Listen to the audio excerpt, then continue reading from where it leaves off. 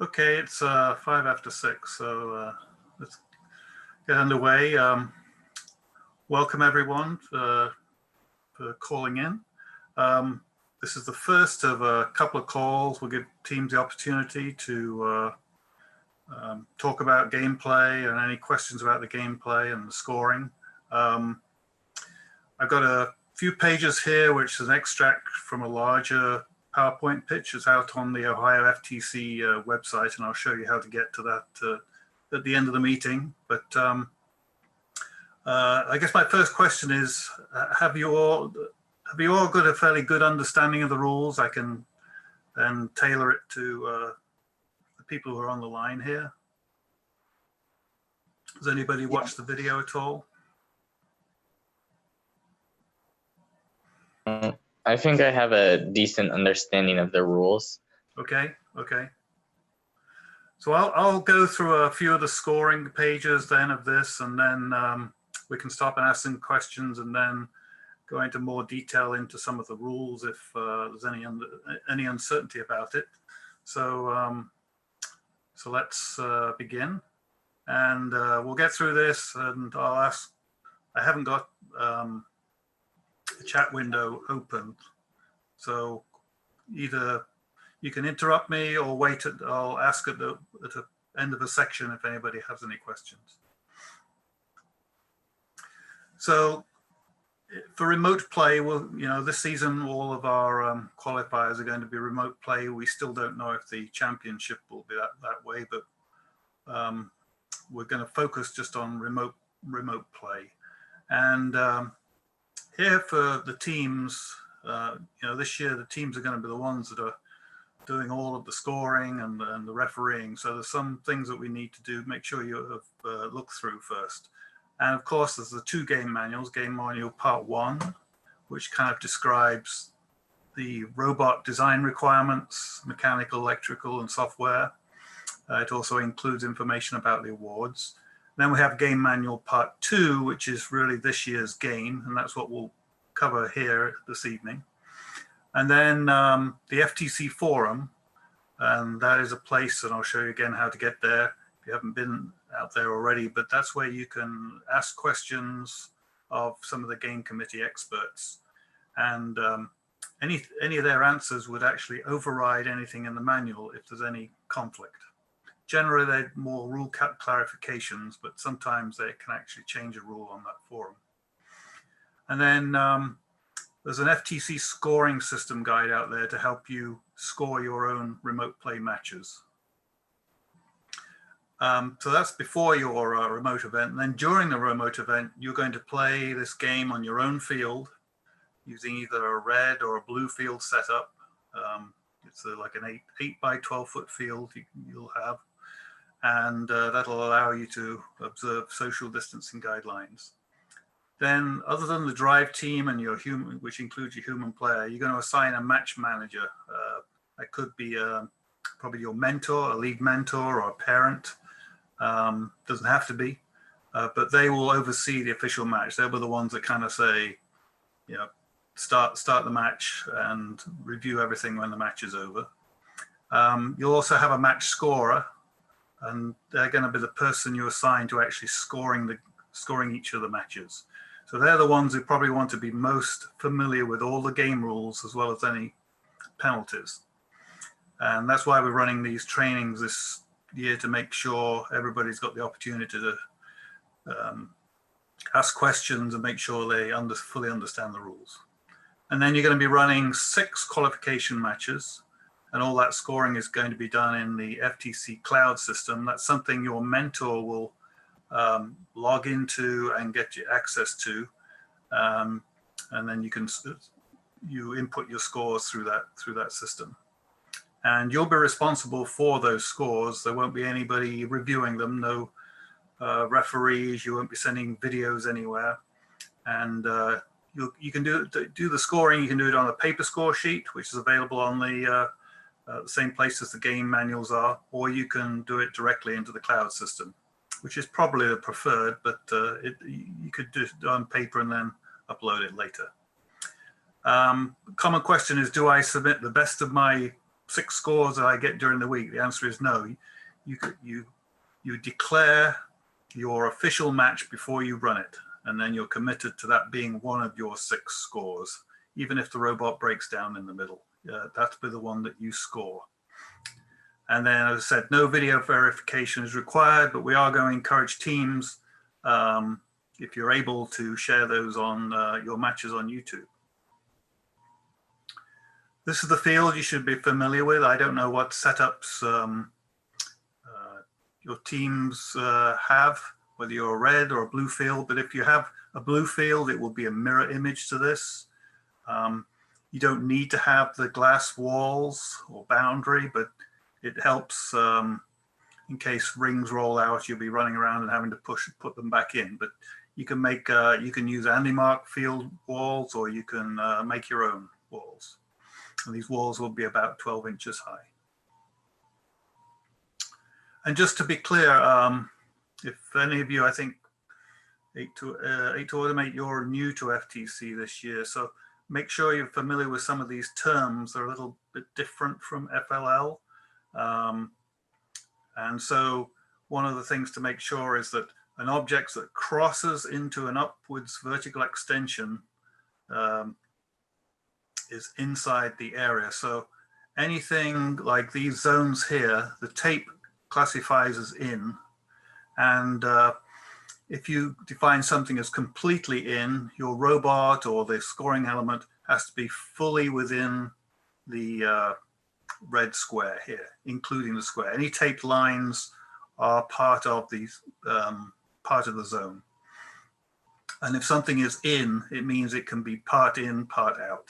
So completely in is within the red square in this case, or in the start lines, it is, you can't really be completely in a start line because you'd have to have a very small robot.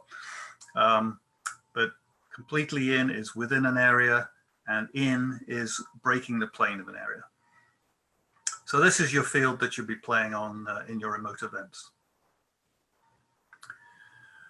And then here's the field setup. There's been a few questions in this in the past, but you're going to have, you have 10 rings, and you're going to be putting 4 on the starter stack area. You're going to put 3 outside the field, and those 3 you can preload onto your robot. If you don't load the 3, say you load 2 or 1, you put the remainder in the low goal, and you'll be left with 3 more over, and you put those also in the low goal. In a traditional match, they would go to the other team. So total of 10 rings, and any left over end up in that low goal. And then, of course, the wobble goals, you've got 2 of those.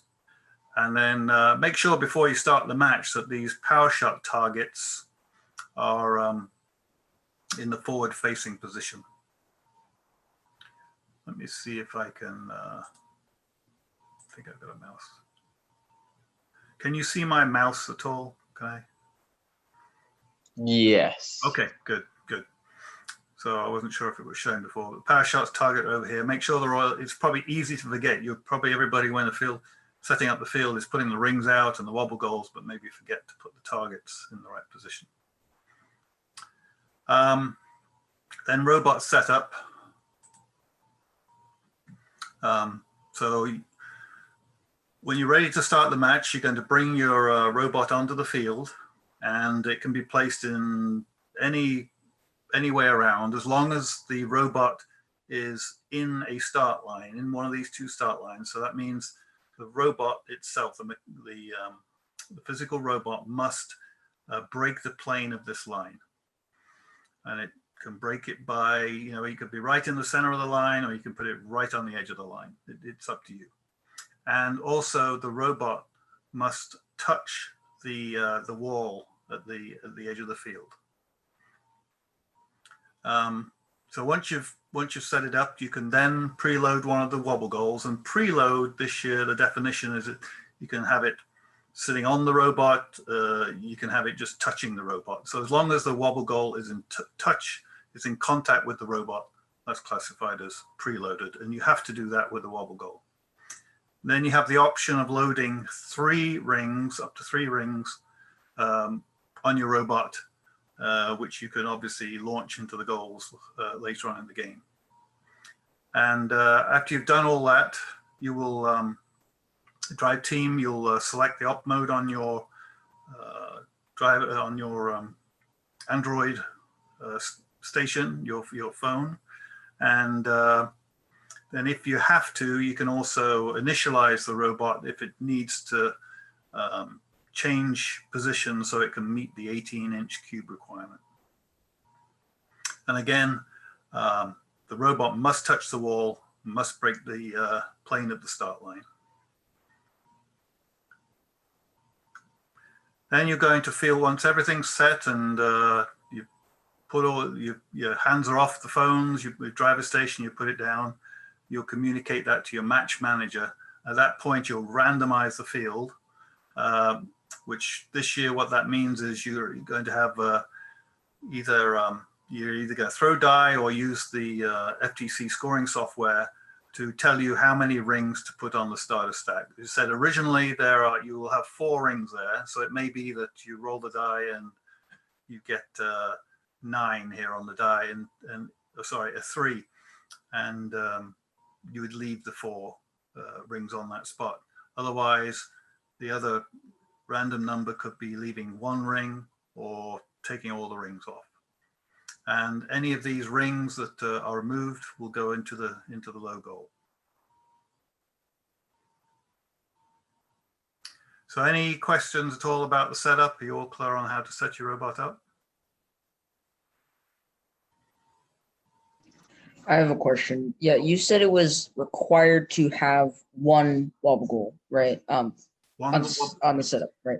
1 wobble goal preloaded on the robot. And preloaded. Right, but is it also possible to have 2? So it's No. required to have 1. No. No, there's a rule in the game manual that says you can only control 1 wobble goal at a time.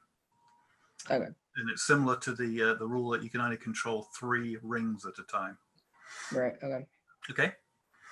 All right. So into the autonomous period. So this is 30 seconds long, and your hands off your controllers. You must not touch anything on your driver station. You leave it down on the floor, out of the way for this 30 seconds. Because if you touch anything on there after you've started the autonomous period, you should be penalized. And this year you'll have to take responsibility for deciding whether you need to end up with a penalty or not. But your scorer will be recording all the robot achievements, and we'll go through those, and but also watching for any violations of the rules. And I've just put here some of the rules that you got to look out for, and particularly here the possession limit rule GS6, specific game rule 6. You can only control 1 wobble goal or 3 rings at a time, and 3 rings at a time. And you've got to make sure that if you're going to score rings in the power shots or the goals, that they're done legally. And we'll cover some of that later. And then obviously at the end of the 30-second autonomous, you will then pick up your driver stations and get ready, listen for 3, 2, 1, go, and go into the driver period.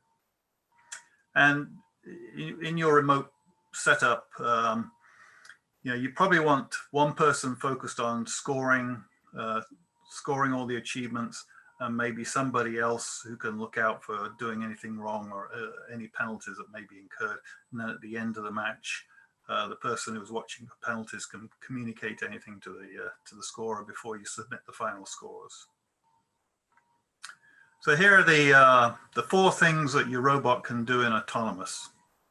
And so the first one for 15 points, we say, is every wobble goal that is completely in a target zone A, B, or C, and it has to correspond to the one that the starter stack rings identified. So if there are 4 rings there, you're going to have to get your wobble goal completely into target zone C. And if there's 1 ring there, you have to put it in target zone B, and no rings, target zone A. And it has to be completely in. So nothing about that wobble goal can stick outside of the red tape. So if you're really good at this, you might be able to get 2 wobble goals in there, but sure most teams are probably just going to go for one wobble goal. And obviously, if you don't score, you don't get a penalty either. So if you move the wobble goal to the wrong zone, you won't get a score, but you won't get a penalty for doing it wrong. Then there's robot navigating over here. That's 5 points each. So if you can park your robot over that white launch line at the end of autonomous, you'll get 5 points. And it has to be the robot.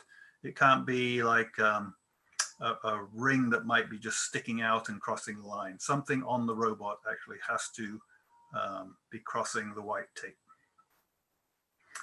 Then you can also, in autonomous, score goals in the tower goal. Any goal will count in remote play. It doesn't matter what color it is. So you can actually place a ring or launch a ring from anywhere on the field into the low goal. You get 3 points. So that's somewhat straightforward. Mid goal, it gets a little tricky there. You get 6 points, but your robot has to be completely in the launch zone. And when we say completely in the launch zone, we mean, let's look at this diagram above. It has to be in this area that's behind the white tape. And it can include the white tape, but it has to be behind the white tape. And the robot has to be completely behind that white tape. So a little bit could be on the white line, but it can't be over the line. But anywhere in that launch zone, you'll get 6 points if you can get a ring into the mid goal. And similarly, if you can get a ring into the high goal, you'll get 12 points. And you want to score this live, because as soon as that ring enters the high goal or the mid goal or low goal, your human player is going to be taking that ring and returning it to the field. So you can't wait and count them up at the end of the game on how many are there, because you're going to be kind of recycling these rings during the match. So have to record those as they go into the goal. Now the power shot target, that's the fourth achievement you can get in autonomous. And the power shot target, you'll get 15 points for each one that you can aim a ring, hit the target and move it backwards. And the rule was changed about a month ago now, I think. So the power shot has to be, these targets have to be hit by a ring to score. We were seeing early on some teams were firing rings or hitting this vertical support of the power shot, and it was causing a vibration that moved all those targets. That would be an illegal shot today. So the ring has to be the item that changes this power shot target position. So no matter, at the end of autonomous is when you score these. So your scorer will look for the position of these targets, and you will get 15 points for each one that's moved back.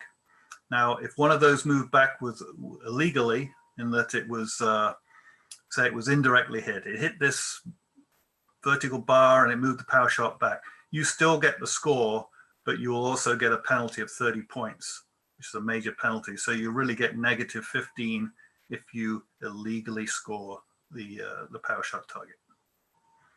So any questions on the autonomous scoring at all? If not, we'll move on. Yeah, I have one. Yep. So scored at rest means scored at the end of the game, right? It's at the end of the period. So in this time, it'll be the end of autonomous. Yeah. Okay. Yeah. So you can only score, that kind of right. You can only score a maximum of 45. So the in human the period player won't be touching. The human player isn't allowed to touch any of these targets during autonomous. So in autonomous, you can get 45, and then we'll talk about end game, where you can do the same thing again, and you get another maximum of 45. Yeah, that kind of answers my question. Okay. So. All right. So driver control period is 2 minutes long, and at the end, within that 2 minutes, there is a 30-second period called end game. But the entire period is called the driver control period. So these are some things that you have to look out for. Make sure you're not breaking any rules. Don't start driving the robot until you get the 3, 2, 1 go. Make sure that your driver coach. So you've got 2 drivers and you've got a drive coach. make sure they are not allowed to operate the gamepad on your robot. So they can't drive the robot. Make sure they're not doing that. Don't be hanging on to the power shot assembly. You can't grasp those, but of course you can grasp the scoring elements, which is the wobble goal and rings. And be very careful of this. Possession limit GS6. Again, one wobble goal you can control at a time, and up to 3 rings can be controlled at a time. And then make sure, obviously, you're scoring in the tower. You're shooting the rings over the tower goal boundary and not over any other boundaries, and that you're not launching wobble goals. That would be not a good thing to do. So these are the kind of things you're doing. The human player, this is the first time the human player, he or she, will be doing anything. They're really hands-off and autonomous. So during the driver period, the human player will take any rings that they had at the start of the match, like the 3 that went in that low goal, will return those via the return rackets on the side of the tower goal. And that's the only way they're allowed to return put rings on the field. And then, of course, the human player is responsible for resetting that power shot, those power shot targets before the end game period. In fact, there's actually a grace period in end game, so they have up to 10 seconds into end game they can be resetting those targets. So that's just in case a robot during the driver period accidentally hit one of the targets back. The human player can reset that. Again, the human player can go retrieve rings, but just make sure that they return them via the return rack. If the rings go out of the field and somebody else, other field personnel return them, they need to return them at the point that they left the field. And the drive team are not allowed to touch any of those rings. So this is the only thing you can do in the first 90 seconds of the driver control period, and that's score goals, right? And the scoring of the goals is exactly the same in autonomous, but the points are less. You only get 2, 4, 6, depending if it's low, mid, or high goal. You can only control 3 rings at a time. So if you've got 3 rings on your robot, you shoot one, as soon as that first one you've shot hits something, you can go pick up another ring. Or you could shoot all 3 and go pick up another 3. Again, illegally scored rings, you still score anything that goes in the goal, but you'd also get a penalty if you shot it, say, not in the launch zone. So the penalty will be far more than the score of the ring, because a penalty this year, a major penalty, is 30 points.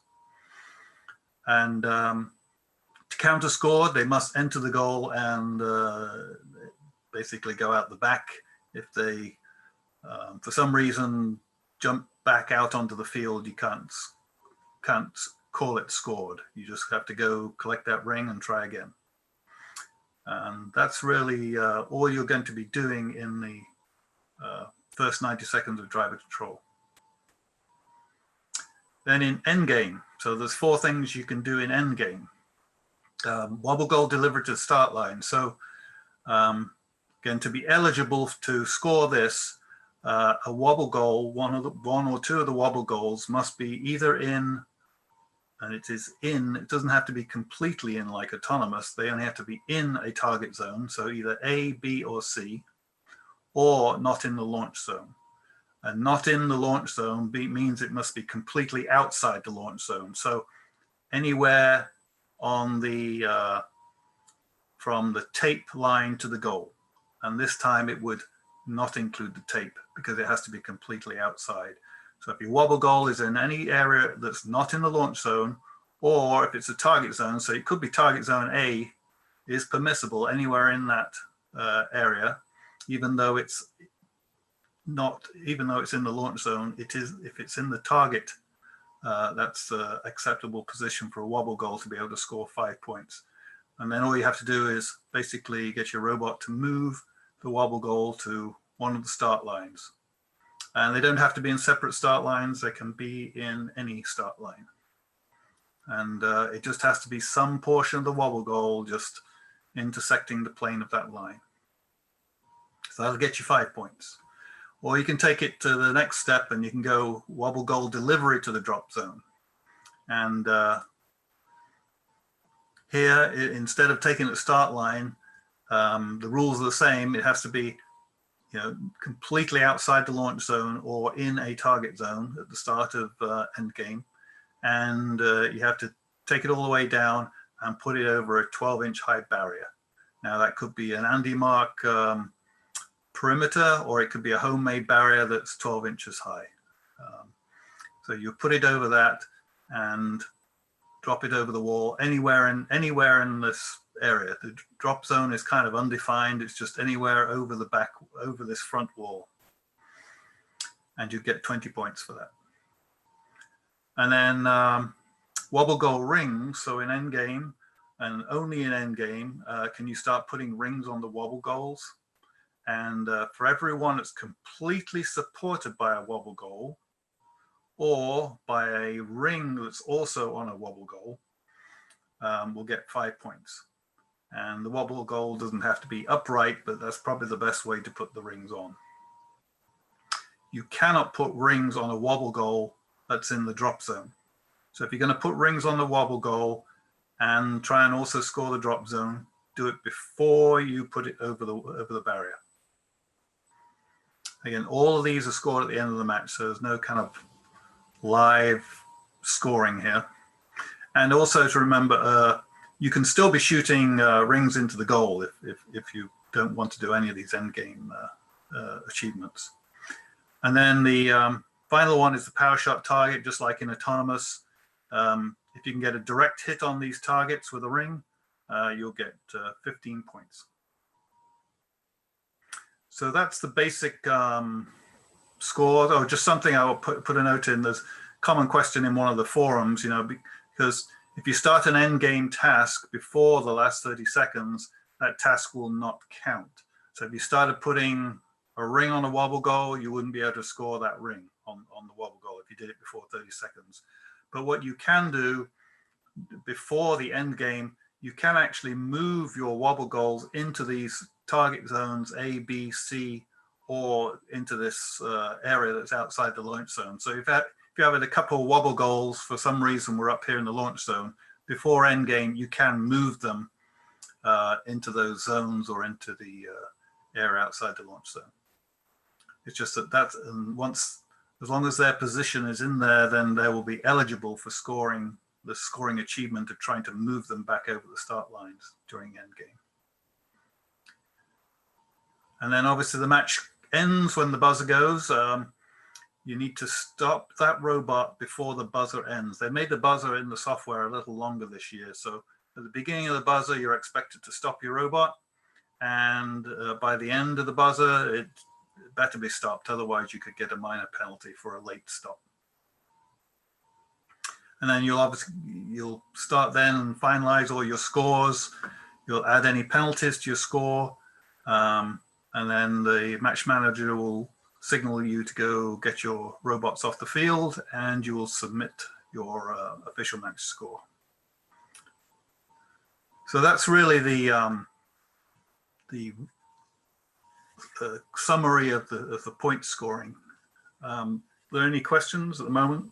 We can quickly show what you're going to see on a scoring screen, and then go into some of the game-specific rules in more detail. About the human player, if COVID cases continue to rise, will we still have to have a student team member be the human player? Yes. Oh. Yeah.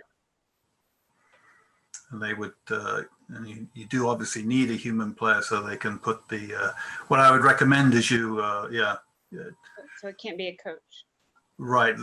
That would be something you might want to ask in the forum. It's a good question in case those situations can come up, but the intent is it would be a student. So what's the forum? Sorry. I'll show you at the end. Yeah, there's the FTC game forum is a place that first have where you can go and ask questions about the rules. And you get a response within 2 or 3 days. But all the teams can see the responses. And so everybody will, once you go look and they give an answer, that everybody can then, it can be shared with everybody. Thank you. Thank you. To be honest, I don't think there's any reason why it couldn't be, but the rules as stated today say it has to be a student. Just to show, if you haven't seen the scoring screens, especially if you're new this year, some people have seen these screens who have done it before. But what's going to happen is your mentors or whoever has the first account has access to their it's going to be either a lead mentor or at least a parent who has a first account is going to be able to go in and see the qualifier, the remote qualifier that they've applied to, and then they will get a screen like this when they sign in. They'll see here's the qualifier, and then here are the 6 matches that are going to be played. And you do have an option of going in and just playing test matches. So you don't have to play all 6 matches in a row. You could go play a couple of matches, and then if you have problems with your robot, want to change some things during the event week, you can then go play some test matches if you want afterwards. It's kind of like being in the pits, trying out your robot before you go on the main field.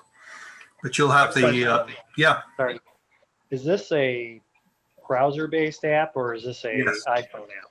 It's a browser-based app, but you will, which you'll set up on a laptop or something, but you can actually do the scoring on a iPhone or a tablet.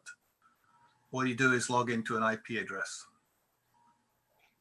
Okay, so like using Safari on an iPhone or Yeah, they actually recommend you're meant to use Google Chrome. Chrome. So if you don't Okay. have it, could go download that.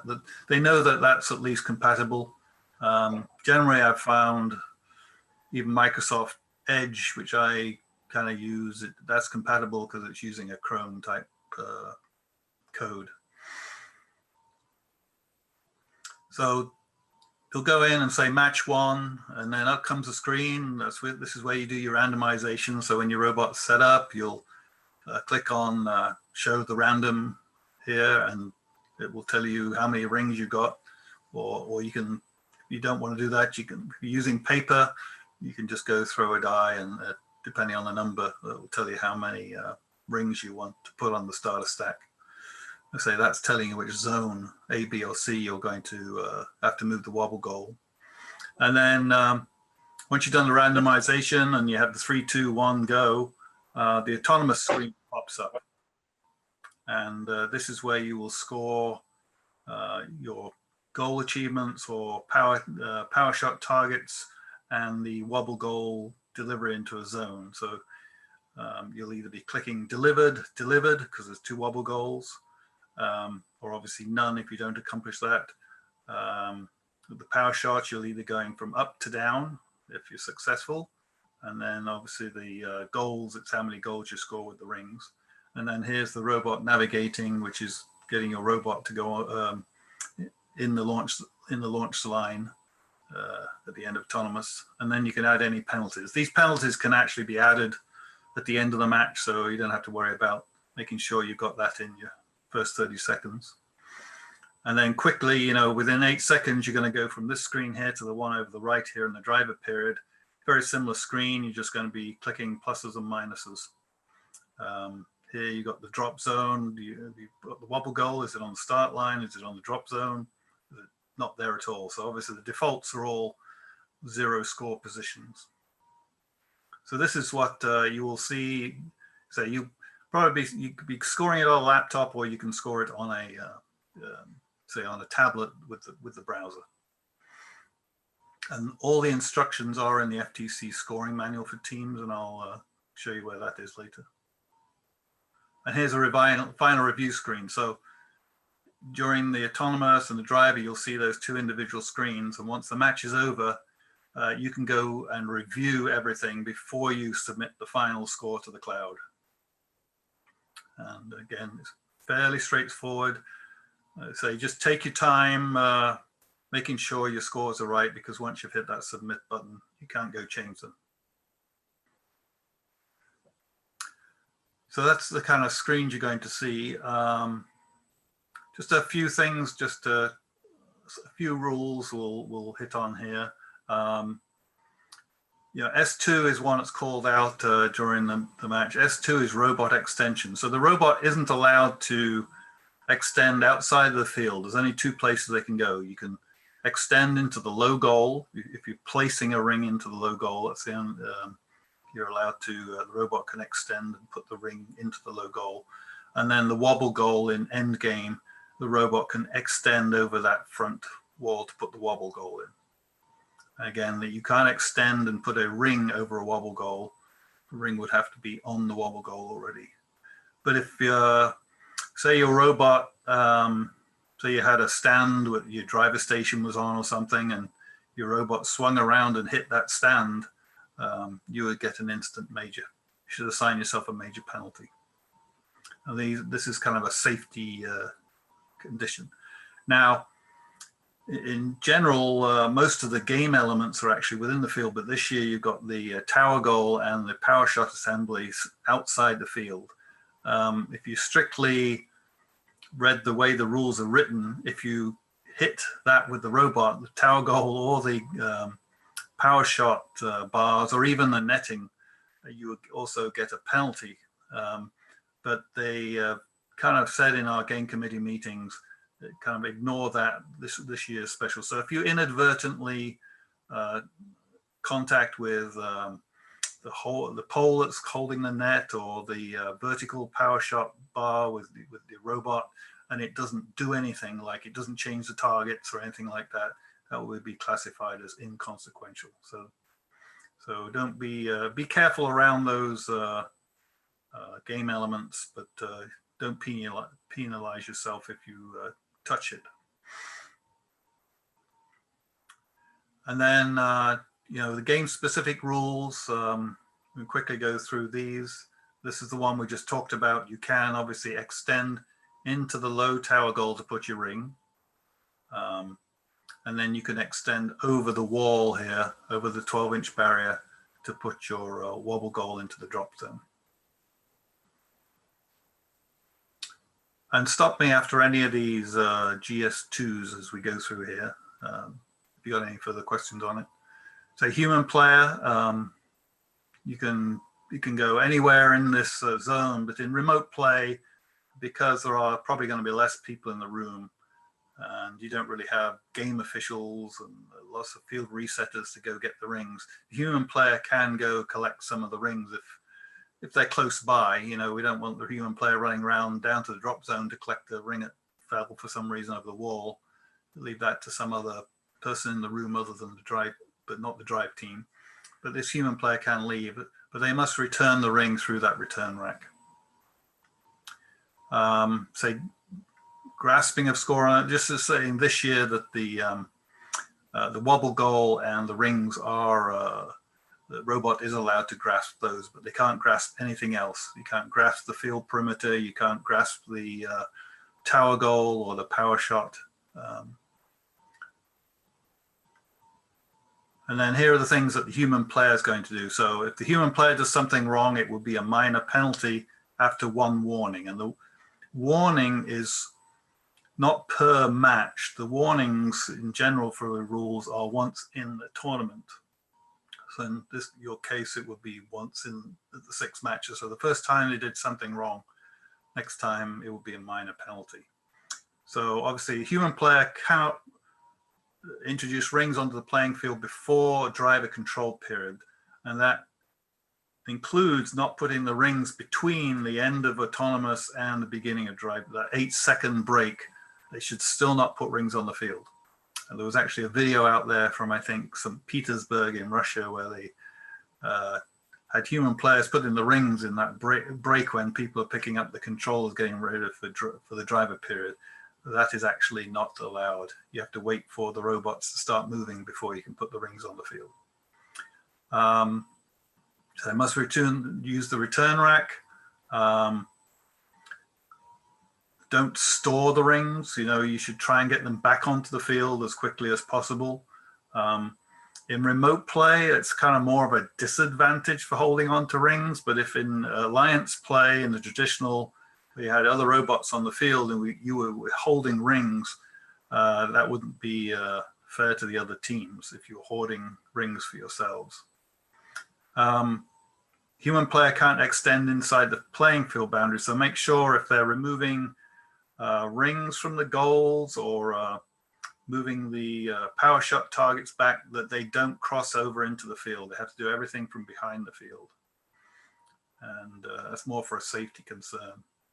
And then the human player can, if there's a ring stuck in the tower goal, they can go kind of pull it out, but again, they have to do it from the back of the goal and make sure the robot is at least one tile away from the tower goal.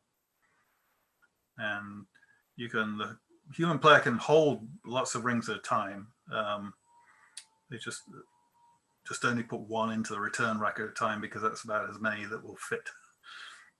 And then you could use a tool. If it got stuck in the assembly, you could use a tool to pull it out from the back, or you could use a tool to just push it onto the playing field.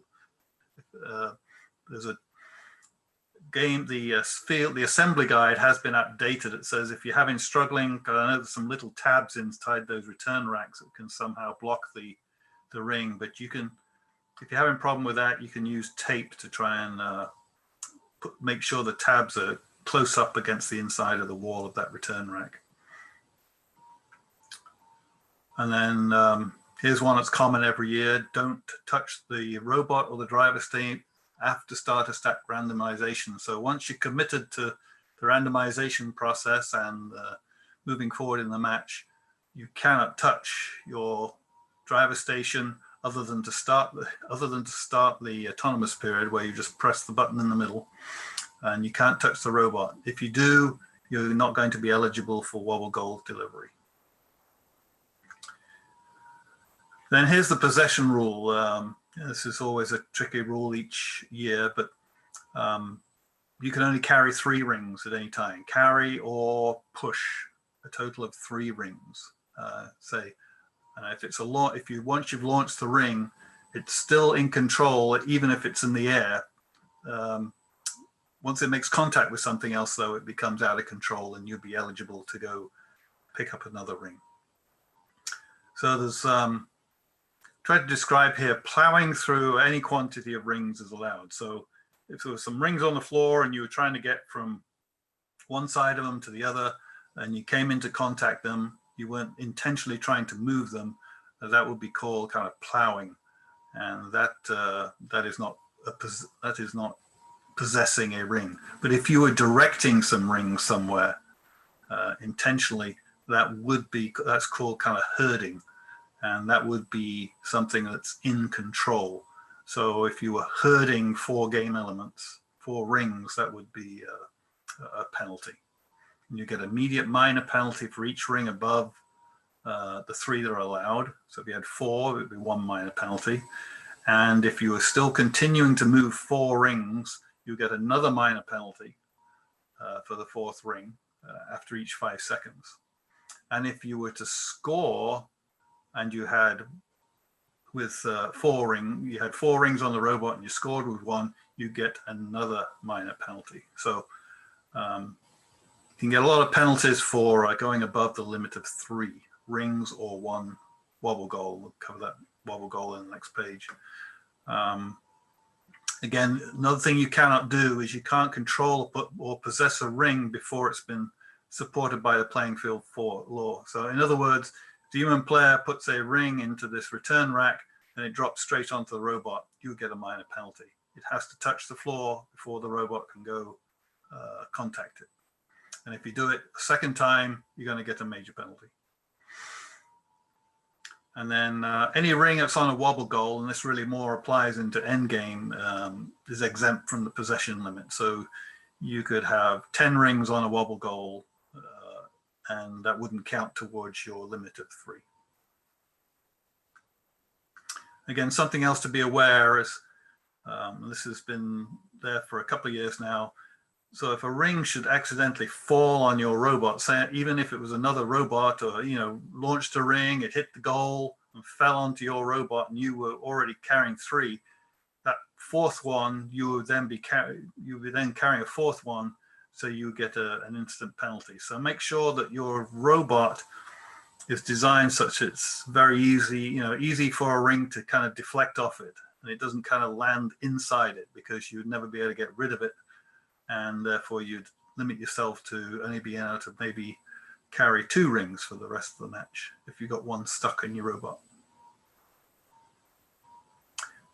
Similar with wobble goals, you can't move 2 wobble goals at a time. It's probably less likely to happen since there's less wobble goals around. And the penalties are similar. Minor penalty for immediately controlling 2, and then another minor for every 5 seconds you continue to do that. And then if you were to score, like in endgame, you scored 2 in the start line, then you would get a major penalty. Now, in that case, you would still score for 2 wobble goals in the start line. You would just get the penalty for actually having controlled 2. And here's some quick definitions. And this presentation will be out on the Ohio FTC website. I'll show you at the end if you want to get to it. It'll be actually a longer one. And launching, to remind you, you're not meant to be able to launch anything more than 16 feet in distance, which is kind of like the length of the field plus the human player area behind. And you can't launch it higher than 5 feet high, which is about a foot, maybe higher than the tower assembly. So there's no penalty associated with that, but you would be asked to go in a match, re-inspect the robot, make sure it isn't doing that. So before you start your matches, kind of make sure that you aren't violating this game rule. And if you launch a ring that's not over this tower goal boundary, so you're going to be aiming here to the over the tower goal and the power shot. If it goes over one of these side walls instead, you get a minor penalty for that. I said before, either the human player could run around and get that ring, or you could have maybe your match manager go get the ring and put it back on the field wherever it came out, wherever it crossed the line. That doesn't apply. Again, wobble goals, you can't put rings on a wobble goal until the start of endgame. So if you put a ring on a wobble goal during the initial part of driver control period, that would get a minor penalty. You would still score the ring, you just have a minor penalty against it. And then illegal tower goal scoring, we kind of talked about this. Make sure that the robot is completely in the launch zone when you score. If not, you're going to get a major penalty for each ring you scored. And then make sure that for the high goal and mid goal, you must be in that launch zone. Only the low goal can you be anywhere on this field. And finally, illegal power shot scoring. Again, it has to be direct contact with a ring to score. Now, direct contact means the ring must move the target. So if the robot was to move the target, if the ring hit below on this power shot vertical bar and move the target, they would be illegal scoring. If the ring was actually to bounce off, say it went for the goal, bounced off and dropped on the power shot target, moved it, that would be okay because the ring is moving the target. So that's what they mean by direct. The ring must move the target by contacting it.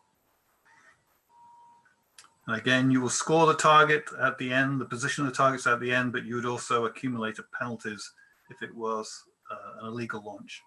That's why it's good to have somebody, maybe as well as the scorer, to watch out for illegal launching. And that really covers the main game. I'm not going to go through all of the general rules.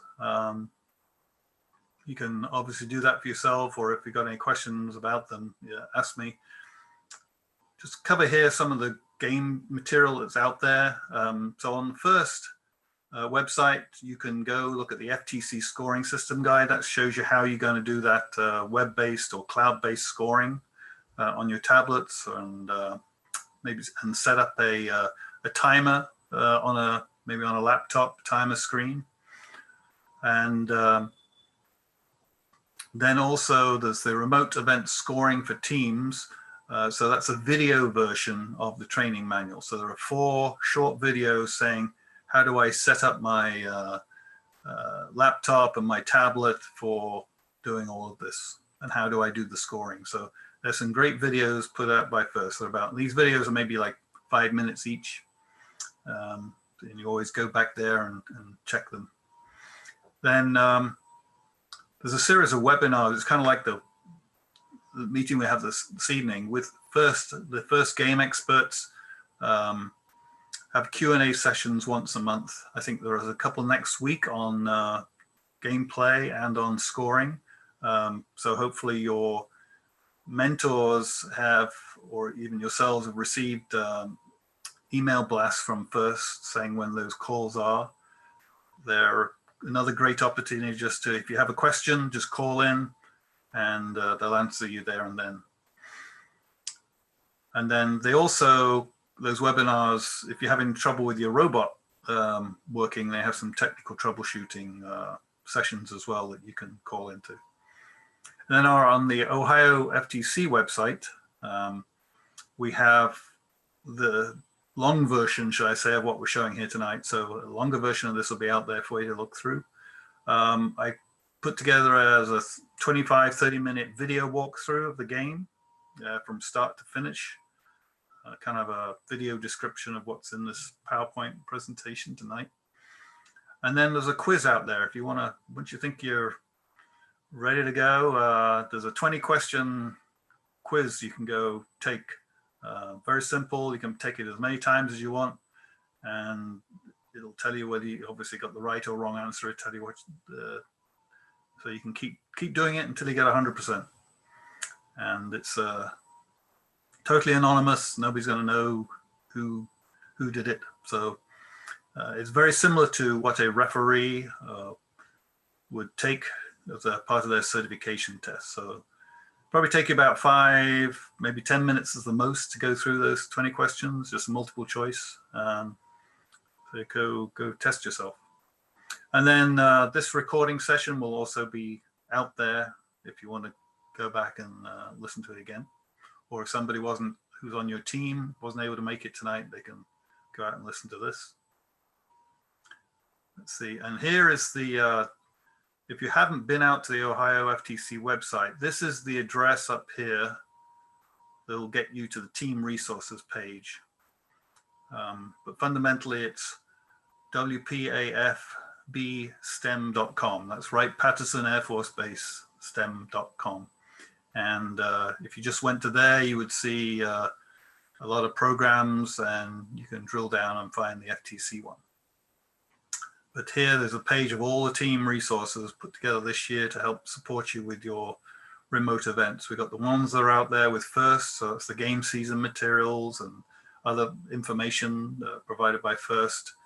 There are other resources that aren't FIRST related. Game Manual 1 is something that's highly recommended. Team, I forget which team put that together, but it's the basics information about robot design and a lot of other things.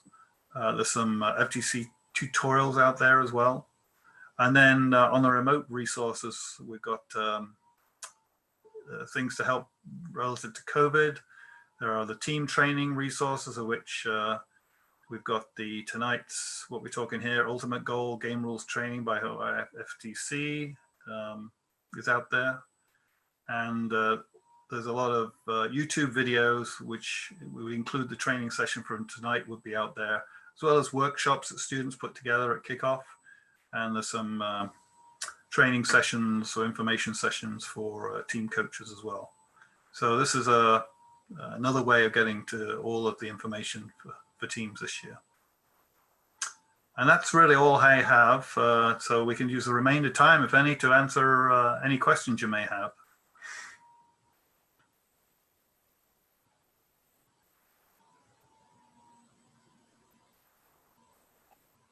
Hello, how you doing? Thanks for this very informative update. I just have a couple questions for you, if you don't mind. Sure. My first question is, you showed us like screenshots of the scoring software, and you talked a little bit about a buzzer and a timer. Yes, Is there software that does timing? That's all in the scoring software. Okay, so we need to use that for the timing then. Yes, and if you can't use the software for some reason, if you don't have an internet connection or anything like that, it comes down to then using a stopwatch and everything. But you would have to make sure that, like, between the autonomous period and driver, that you just allocate 8 seconds for the transition period. Gotcha. Yeah, I we should be fine. I wanted to make sure on that point. Yeah. Okay, then Yep. I guess I got another question. Yep. Just make sure I'm clear. So the events are 1 week long. Yep. And in theory, like a team could say they could do 4 matches a day or something like that if they wanted to, right? And just record paper. So let's say during a week they do 30 matches. Can then they just pick their 6 best and only upload the 6 best? No, that's what you must not do. You have to declare your official match before you run the robot. Got you. So if you're running it through the cloud directly, it's going to ask. You're going to either commit to it being a test match or a official match.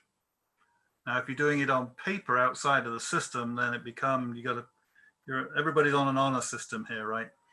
Then you just have your match manager, your team agrees. This is the one we're going to put on the score sheet and call it our official match.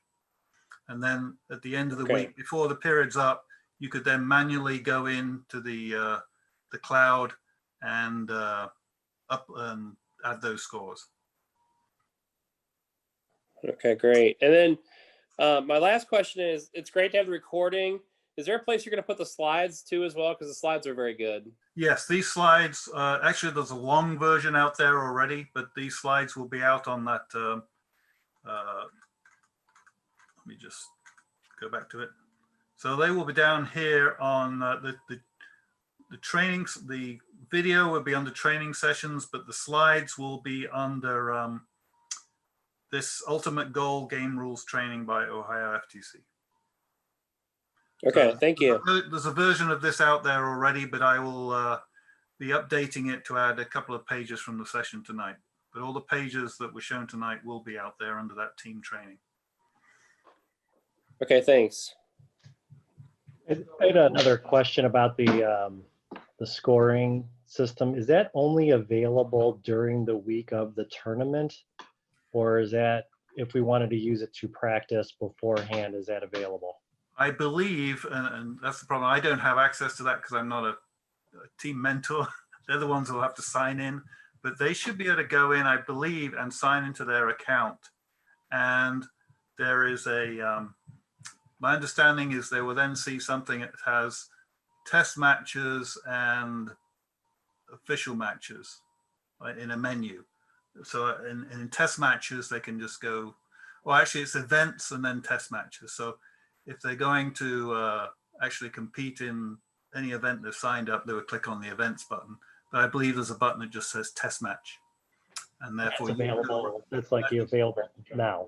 Yes, I believe that is available now. Yeah. Okay. Excellent. Thank you. So just have them go sign into, and there's a read the, they will need to go in and read the remote event scoring for teams manual. And that manual is, let's see if I can actually bring it up.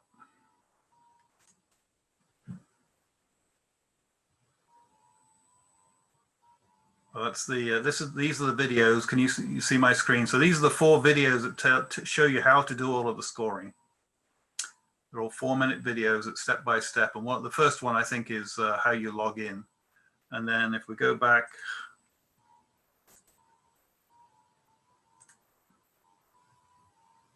and here is the FTC scoring team guide. And here is accessing the system. It's hard to see because it's very small, but you'll get an option of going to an event or doing a test match. There's a little menu here at the side. Yeah, it's not showing on, we still see the slide. Oh, you still see the slide? Let's see if I can. Yeah, but that's okay. It's as long as it's in that manual, we should be able to find it. Yes, yeah. So that manual is on the game season page of the FTC. Either you can go through Ohio FTC and get it, or you can go out and where you find game manual 1, game manual 2 is also the scoring manual.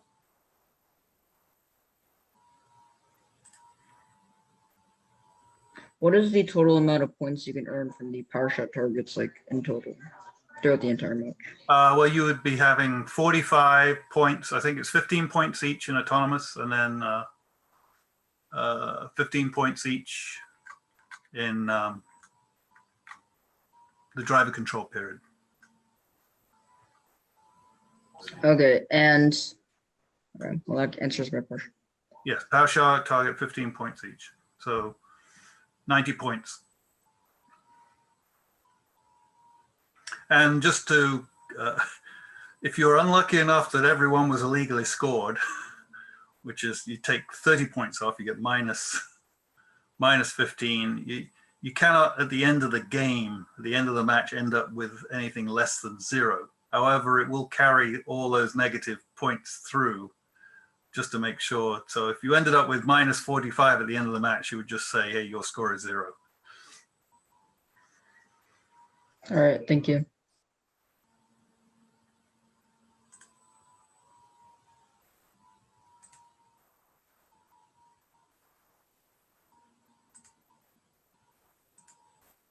I think I finally shared this. Here's the you can see the FTC scoring team guide here. So this is, you will go and look at this to learn how to do all of the scoring, and this is the web browser address that you will go to. FTC-scoring firstinspires.org. So once your mentor or an adult, somebody who's part of the team, an adult on your team goes in and signs into their first account, they will go to ftc-scoring.firstinspires.org, and their screen will come up with their team name. And then on the left-hand side, there will be a little menu that says test matches and what's this other one? Test matches and events. And then also there's there a list of users who can, on behalf of the team, that can go and access this. So that should be available. I believe the production version is available now. So you could go run some matches. We hope to run a scrimmage in middle of December, early middle of December. It'll give everybody a chance to go in and try out the software. We don't know how many teams will be able to sign up. We'll do another one in January before we get into the actual qualifiers. But the scrimmage will be, every team in Ohio wants to be part of it. So it could be 75 teams, or it could be just 5 or 10, depending whose robots are ready in December. But there'll be more information coming about that. But that'll give you an opportunity to go practice as if it was a qualifier.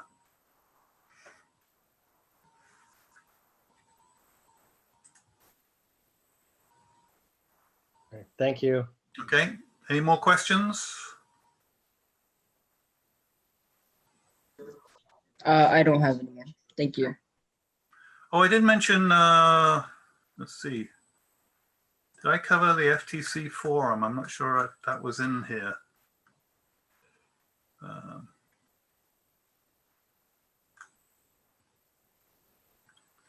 I think it was at the start of the presentation. So if you want to go to the FTC forum, let's share the screen again. Oh, I am sharing it.